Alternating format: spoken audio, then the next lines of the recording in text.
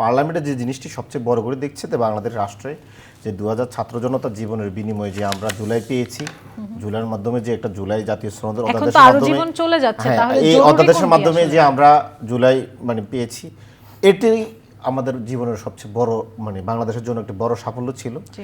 এই রক্তের বিনিময়ে আমরা জুলাই জাতীয় সনদের আলোকে একটি জাতীয় নির্বাচন করেছি, একটি গণভোট করেছি। এই জুলাই থেকে জন্ম নিয়েছে দুটি সন্তান, একটি জাতীয় নির্বাচন আর একটি হচ্ছে গণভোট।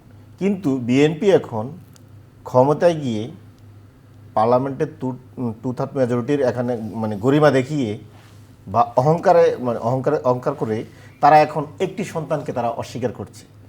তারা এখন গণভোটকে মানছেন না, গণভোট রায় মানছেন না। তারা এখন জুলাইকে তত বেশি প্রয়োজন মনে করছেন না।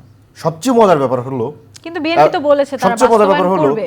বিএনপি যেই সংবিধানের দোহাই দিয়ে গণভোটকে মানছেন না বলছেন, এই সংবিধানের আলোকে তো তাহলে বিএনপি প্রশ্ন তুলতে হবে যে নির্বাচনটা হয়েছে, ওনারা যে ম্যান্ডেটটা পেয়েছে এটা কি তার বৈধ হয়? যদি গণভোট বৈধ হয়, সাংবিধানিক না হয়, তাহলে ওনারা যে ম্যান্ডেটটা পেলেন এটা কীভাবে বৈধ হয়? তাহলে সংবিধানের আলোকে এখন কি প্রধানমন্ত্রী কে? তারেক রহমান সাহেব নাকি ফেসিড শেখ হাসিনা? বিএনপি ক্লিয়ার করুক। একটা রায় যদি মানেন, আপনি আপনার ম্যান্ডেটের রায়টা মানেন, অন্যটা মানবেন না, তাহলে অন্যরা যদি আপনার ম্যান্ডেটের রায়টা না মানে আপনি কি বৈধ থাকেন? আপনি কীভাবে বৈধ থাকেন?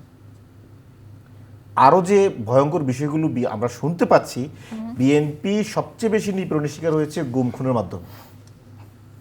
বিএনপির উপরে চরম আকারে মানবাধিকার লঙ্ঘন করা হয়েছে।